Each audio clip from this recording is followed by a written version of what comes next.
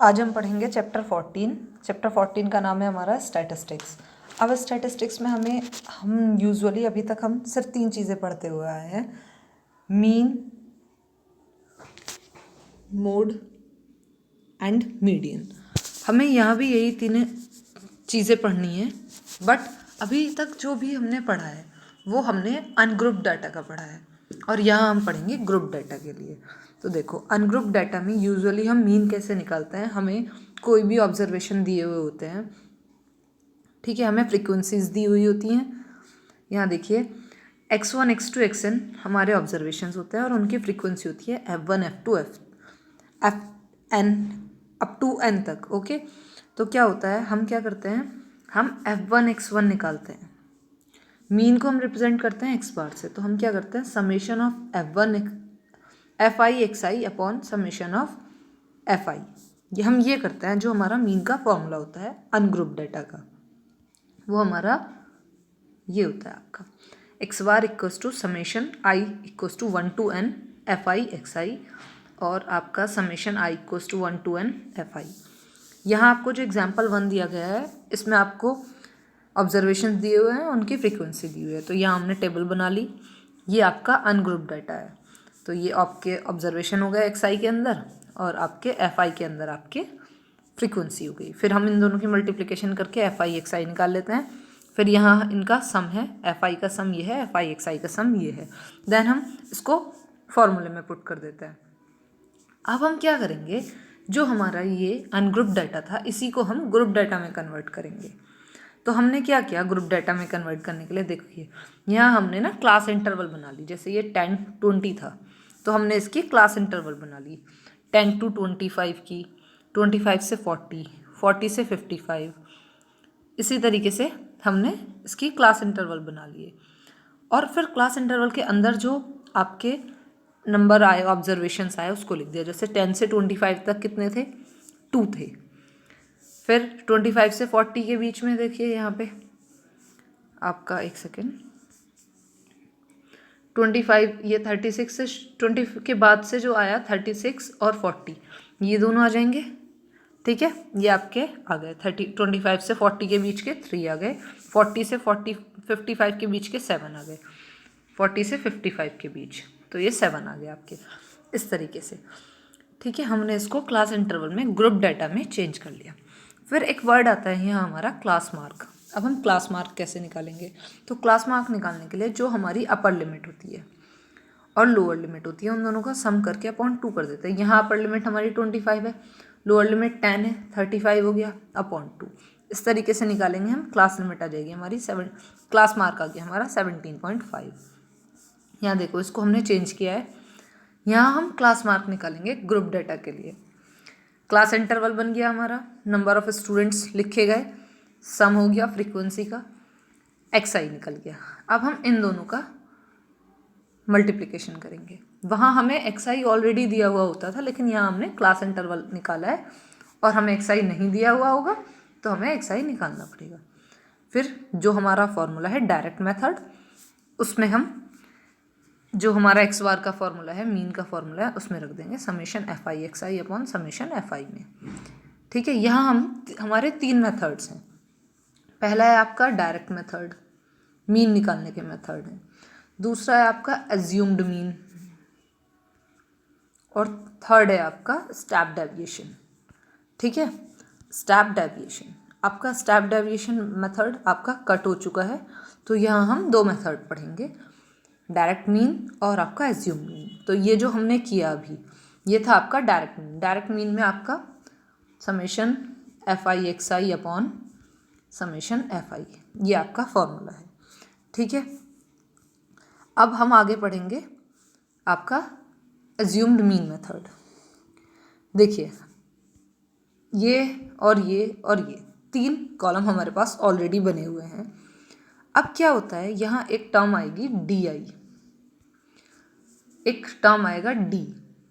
जो डी होगा वो डिफरेंस है आपका एक्स आई का और ए का। अब ये ए क्या है, ए है आपका एज्यूम्ड मीन, ठीक है। मोस्टली हम क्या करते हैं, ए जो होता है हमारा, वो हम मिडल एक्स आई में जो मिडल टर्म होती है उसको एज्यूम कर लेते हैं। जैसे यहाँ देखो, यहाँ पर इवन नंबर्स हैं ये, तो हमने 47.5 को हमने एज्यूम कर लिया ए की तरह। चाहो तो आप 62.5 भी कर सकते हो, ये आपकी चॉइस है टोटली, इसमें कोई प्रॉब्लम नहीं है। तो हमने यहाँ एज्यूम किया ए 47.5। अब हमें डी आई कैलकुलेट करना है, सभी क्लास इंटरवल के लिए हमें डी आई कैलकुलेट करना है। तो डी आई कैलकुलेट करने का फॉर्मूला होता है एक्स आई माइनस ए। तो ए की वैल्यू 47.5 है, तो एक्स आई माइनस 47.5 होगा, हमें मिलेगा 30 माइनस 15 0 15 30 45। फिर अब डी आई और एफ आई की मल्टीप्लाई होगी। अभी तक हम क्या करते थे, डायरेक्ट मेथड में हम एक्स बार निकाल रहे थे समेशन एफ आई एक्स आई अपॉन समेशन एफ आई से। हमें कैलकुलेट यहाँ भी डी एक्स बार ही करना है, मीन ही करना है, बट हम दूसरे मेथड से करेंगे। तो पहले हम डी बार के थ्रू जाएंगे। अब हम डी बार कैलकुलेट करेंगे, वो आएगा summation F I D I upon summation F आई से। इससे आपका डी बार निकलेगा। यहाँ देखिए, मैं इसको थोड़ा जूम करके दिखा देती हूँ आपको। यह है summation F I D I summation F आई। अब डी आई की वैल्यू हमें पता है, डी आई की वैल्यू होती है एक्स आई माइनस ए, तो हमने डी आई की जगह रख दिया एक्स आई माइनस ए। अब हम इसकी मल्टीप्लाई दोनों से करेंगे, तो एक बार टर्म बन गई आपकी समेशन एफ आई एक्स आई अपॉन समेशन एफ आई, और एक बार बन गया आपका summation F I upon A F I A upon summation F आई। अब ए आपका कांस्टेंट है, ये बाहर आ गया और ये 1 बन गया, तो ये आपका एक रिलेशन आ गया डायरेक्ट मीन और एज्यूम्ड मीन में, ठीक है। और डी की वैल्यू रख दी summation F I D I summation F I. ये आपका फॉर्मूला हो गया। पहले हम डी आई कैलकुलेट, हम डी बार कैलकुलेट करेंगे, उसके बाद हम एक्स बार कैलकुलेट करेंगे मीन निकालने के लिए। एज्यूम्ड मीन मेथड कहते हैं हम इसको। और हमारा थर्ड जो स्टेप डेविएशन मेथड है उसमें भी सेम ही होता है, उसमें एक कॉलम बढ़ जाता है यू आई का, फिर हम F I you I calculate करते हैं, ठीक है। बट वो कट हो चुका है, अगर आप पढ़ना चाहें तो आप पढ़ सकते हैं, उसमें कोई दिक्कत नहीं है। यहाँ रिलेशन दिया हुआ है आपका स्टेप डेविएशन मेथड में और डायरेक्ट मीन मेथड में, ठीक है। ये आपका एग्जांपल 2 है। देखो यहाँ पे आपको क्लास इंटरवल दिया हुआ था, क्लास इंटरवल दिया हुआ है ये, ठीक है। यहाँ एफ आई दिया हुआ है, एक्स आई निकालने के लिए हम क्लास मार्क के थ्रू जाएंगे, ओके। क्लास मार्क निकालेंगे, हमने क्लास मार्क निकाल लिए, डी आई निकाल लिया। यहाँ इन्होंने तीनों मेथड से करके दिखाया है। यहाँ पे ये एज्यूम्ड मीन मेथड के लिए है, ये स्टेप डेविएशन मेथड के लिए है, ये डायरेक्ट मेथड के लिए है। इसको हम डायरेक्ट मेथड के लिए यूज़ करेंगे। Let me change the colour. इस कॉलम को हम डायरेक्ट मेथड के लिए यूज़ करेंगे, इसको हम स्टेप डेविएशन के लिए एज्यूम्ड मीन के लिए यूज़ करेंगे, इसको हम स्टेप डेविएशन के लिए यूज़ करेंगे। इस तरीके से आपको करनी है कंप्लीट अपनी 4.1। जो भी प्रॉब्लम होगी आप लोग मुझसे क्लास में आकर पूछ सकते हैं, क्लास में और अच्छे से आपको क्लियर हो जाएगा, ओके। ये आपको 14.1 के सभी क्वेश्चंस करने हैं। इसके बाद हमारा आता है मोड। जो हम अनग्रुप डाटा में मोड निकालते थे वो यूजुअली हम कैसे निकालते थे, जो नंबर ऑफ ऑब्जर्वेशन ज़्यादा होता था वो मोड होता था हमारा। जैसे इस एग्जाम्पल में देखिए, इसमें दिया हुआ है the wicket taken by a bowler in 10 cricket matches. Wicket लिए गए हैं मैचेस में, ठीक है। तो यहाँ हमसे मोड पूछा गया है, तो यहाँ लिखा है 2 is the number of wicket taken by the bowler in the maximum number of matches. सबसे ज़्यादा मैक्सिमम नंबर मैच कितने हैं, 3, ठीक है।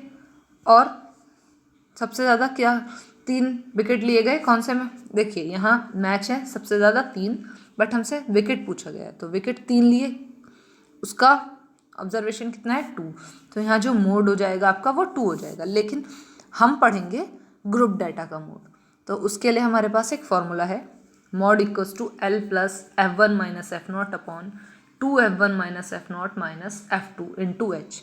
यहाँ एल क्या है, एल है आपका lower limit of modal class, H है आपका size of the class interval, f1 frequency of the modal class, f naught frequency of the class preceding the modal class. Preceding का मतलब होता है पहला, f2 मतलब सक्सेडिंग मॉडल क्लास। अब यहाँ देखिए एग्जाम्पल 5, यहाँ फैमिली, यहाँ आपको क्लास इंटरवल दिए हुए हैं, नंबर ऑफ फैमिलीज दी हुई है। तो हम क्या करेंगे, मॉडल क्लास हमारी, here the maximum class frequency is 8।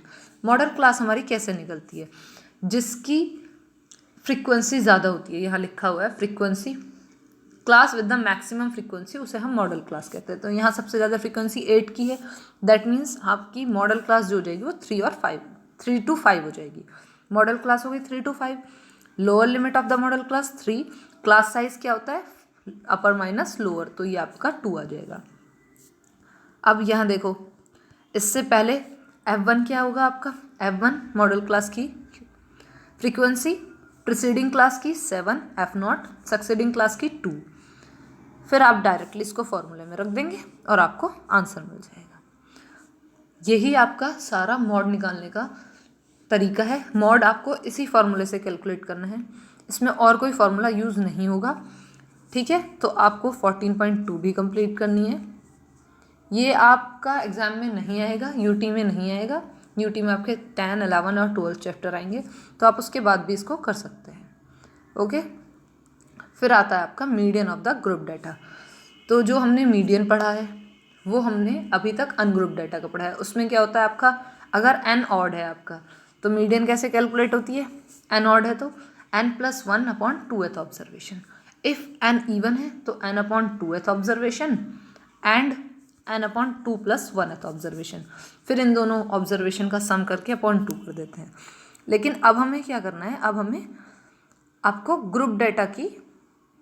Group data तैयार करना है। हम ऐसा करते हैं, मीडियन हम नेक्स्ट क्लास में पढ़ेंगे, ओके।